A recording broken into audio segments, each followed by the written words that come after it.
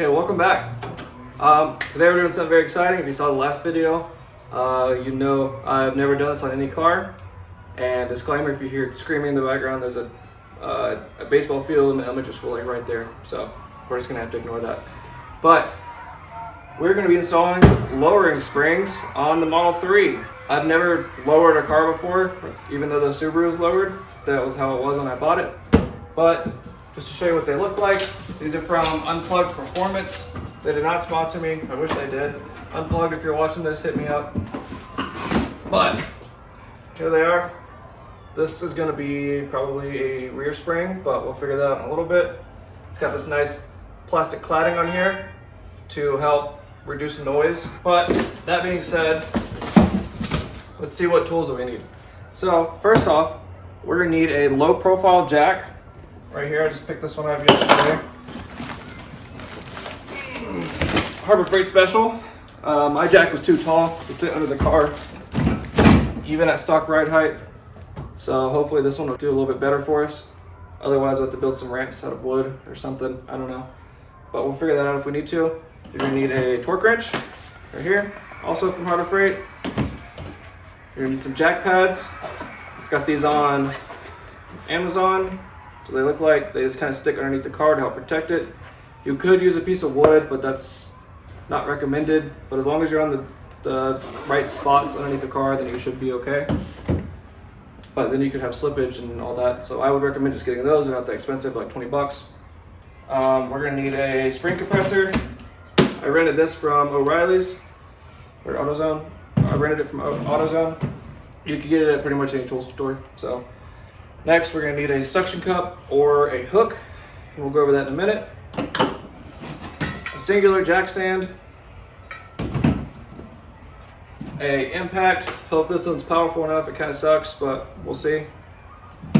It's not necessary, but it's definitely useful. We got a socket right here to take our lug nuts off. This is a, where's it at? 21 millimeter socket. It's got this nice little plastic on there to help protect the lug nuts and the wheels. And then various sockets and that kind of stuff. Also super important, a 13 millimeter socket, and you can see it's kind of roughed up down here. Basically what this is for is it's going to be for removing the front shocks assembly from the car, and it's very important. I tried to grind this down with a rotary tool. I don't think it worked too well, so we'll see if it was enough. I have another one ordered, so hopefully that'll be here reasonably soon. Otherwise, I'm going to take it somewhere and get it ground down more if it doesn't fit. But the reason for that is the way they set up the front suspension, which you'll see here in a second. But this is very important.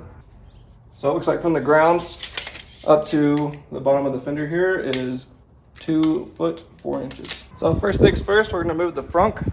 There are 4 bolts, 2 of which are underneath this carpet right here, and then 2 are underneath these little tabs on each side. And it is a 10 millimeter socket. You're going to want a deep well or an extension of some sort to be able to get down in there. So we're going to remove this now.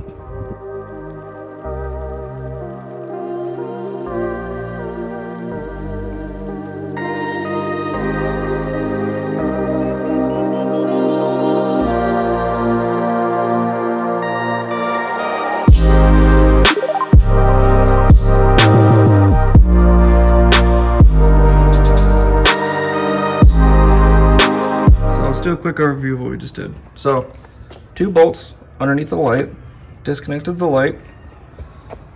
There's going to be 2 bolts in the middle that bolt to there and there, and then there's going to be 2 bolts that bolt there and there. 1 bolt that connects to the washer fluid over there, and then the trunk is held in, or the frunk, sorry, it's held in with these clips all around. They just have to pop out, and then you fully remove the frunk. The reason I was saying we need that socket to be ground down is because the bolts are hiding down in here. So we're gonna see if this fits, and of course it does not, so I need to take it somewhere and get it ground down somewhere. We took our socket to a local shop and got it filed down a little bit, and now it fits perfectly. So we are good to get started officially. Very happy about that. Looks like we're gonna need to remove this little piece of plastic right here in order to get to that bolt, but we'll worry about that when the time comes. So now I'm gonna explain why we needed this suction cup. Well, this will fit right in the middle here. push it down, lock it in. Mine's too big, but typically you could lock it into the center here. This spring around here is causing me issues. And you could just use this to pull the hubcap off. But the alternative method is to get a little hook like this, and this little hole right here. You can stick it in there, just like so, and then use that to pull the cap off. So now with the car on the ground, we're gonna start loosening the lug nuts. Now, since the torque is broken on the lug nuts, we're gonna go underneath the car here and find the hole for this to fit into.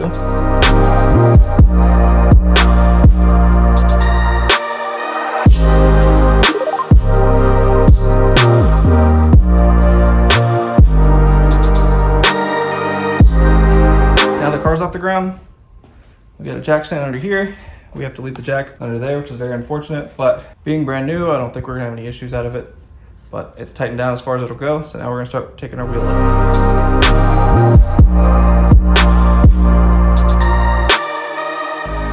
Next what we're gonna do is undo these bolts that hold the top of the strut tower in. So just to clarify, there are two ways that you can remove this. You could remove the entire upper strut housing right here. There's another bolt underneath there. Or you could do it the way I'm doing it, which might just be the more difficult way, but we're gonna do it in order to retain all these parts on the vehicle itself. Next, what we're gonna do is get this control arm out of the way. So we're just gonna loosen this nut here, and it's gonna unclamp here so we get disconnected. Now the backside here is a T50, but all I have is a T45. So we're just gonna be careful not to strip anything out. Doesn't need a whole lot of torque on it to get it out. So now that it's broken loose, I can just hold on to it.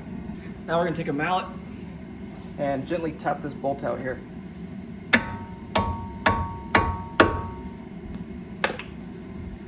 There's a lot of pressure on this system, so it might be useful to jack the entire strut up. So that's what we're gonna do now.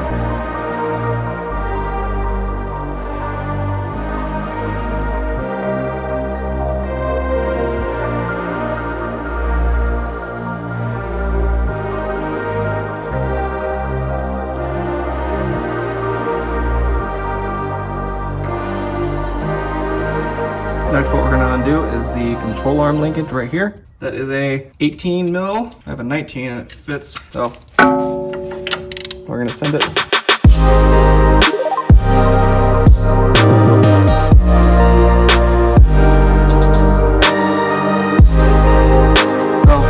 I don't think it's not the upper control arm, that's the other part. This connects to the sway bar. I'm gonna call it a sway bar linkage. I don't know what the actual term for it is, but that's what we're gonna call it for this video. Correct me in the comments, please. Still learning, so. And right now, before we move anything, we're gonna get this ABS line out of the way. Just kind of clips in here. So we're just gonna pull it out. Nice and easy. Just like that.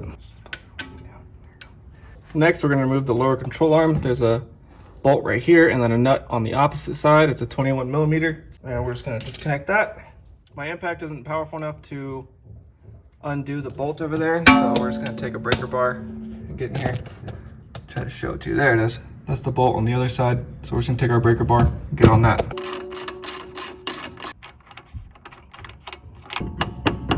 And now we're gonna push up on the assembly and wiggle this bolt out. Just like that. And just to make this a little bit easier, we're gonna get this brake line out of the way. So we're gonna move this bolt right here. Not 100% necessary, but it'll help us remove the strut assembly easier.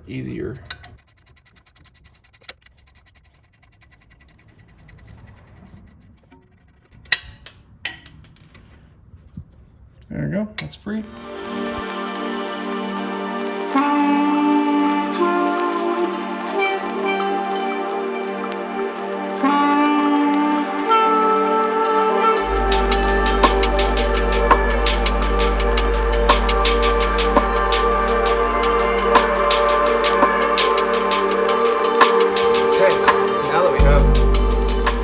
Coil assembly out of the car, we can install our spring compressors in order to get this off. So how do spring compressors work? Well, you're going to take the little hook here and you're going to stick it on as high as you can get it. Which for me is right there. You're going to slide your pin in get up as high as you can again. You're gonna take the other end, pull this pin out, then slide that in as high as you can get it, install your pin, and there you go. Now what it's gonna do is you're gonna tighten the end of it. It's gonna compress the spring here. I'm just doing it by hand right now just to get it snug. You're gonna need one on both sides.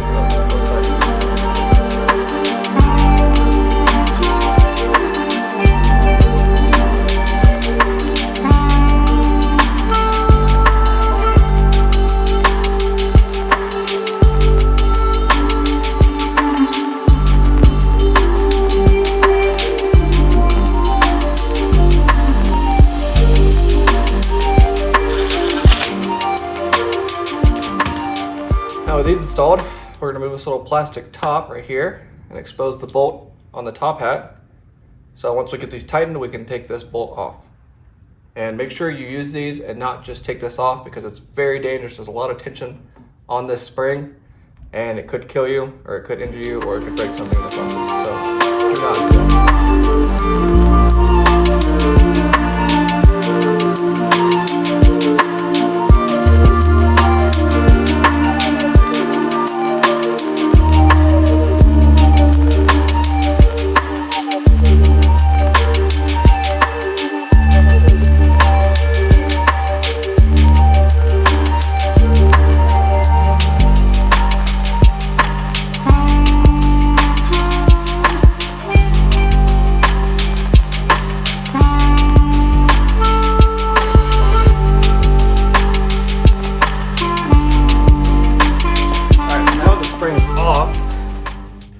If I lay them side by side, you can see these are a little bit shorter, but they will compress more as they go on sit on the car, so it should give us a pretty decent drop. Now we're just gonna slide these onto here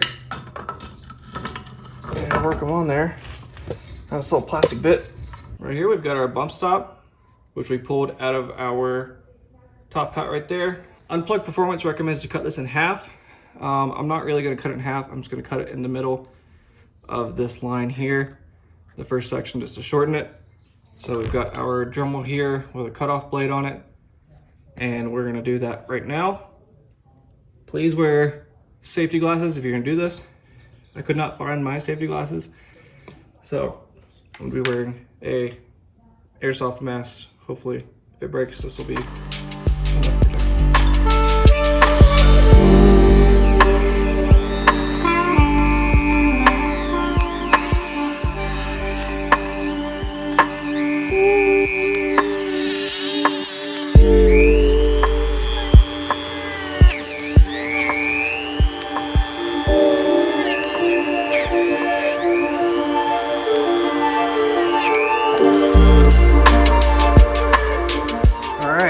With our coil installed on our strut for the front, there's a couple things you want to verify. First off, the indentions right here are lined up with the bolts. Your mark right here and right here are lined up. And also that your coil sits down in this little spot down here. It's got a little messed up in the process just because of fiddling around with these things, but this is ready to go back in the car.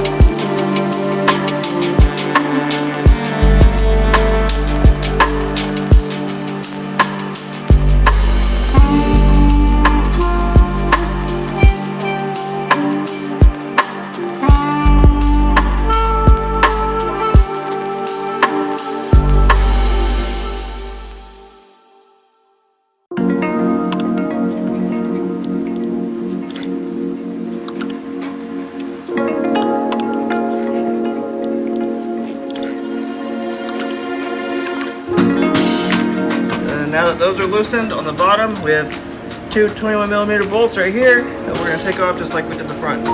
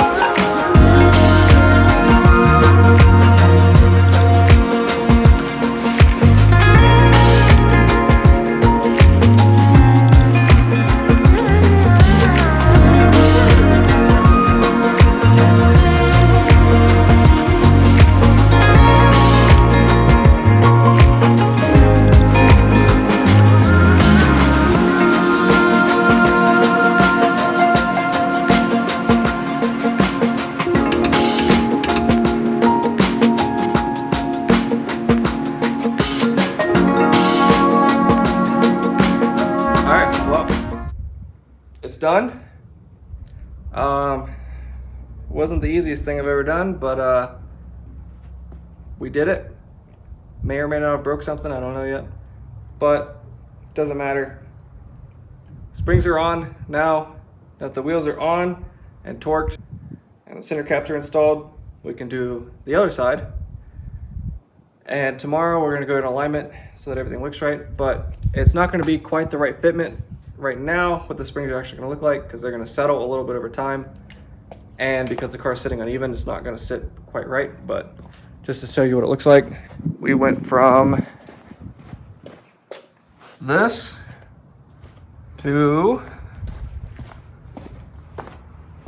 this, so a little bit lower, and we'll roll the B-roll now so you can see the real difference.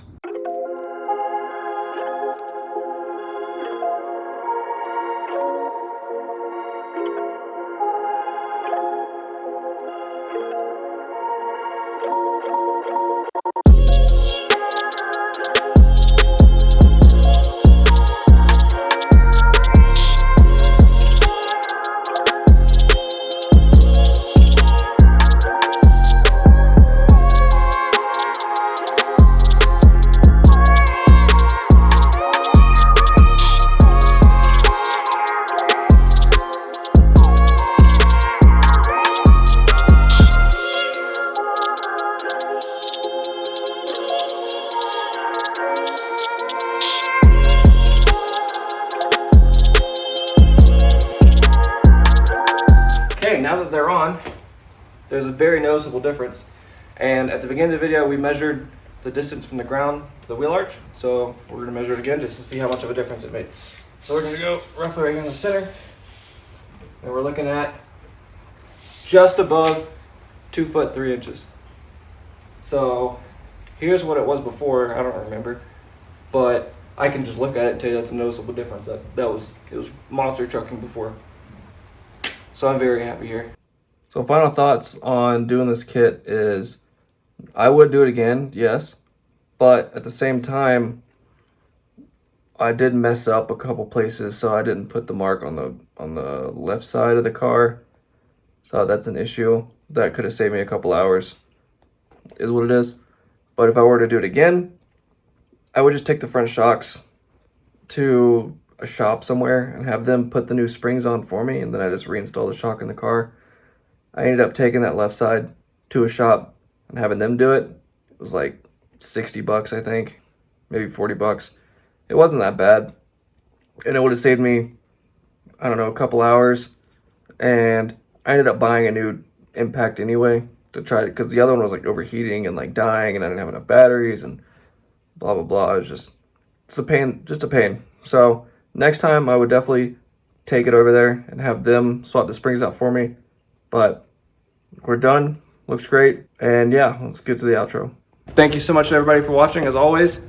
You know, the usual stuff, like, comment, subscribe. I read all the comments. If you feel like leaving some constructive criticism in the comments, please let me know. And yeah, stay tuned for the next video. I don't know what it's going to be, but it'll be up in 2 weeks or whatever the time frame is whenever I upload this. So thanks guys, have a great night.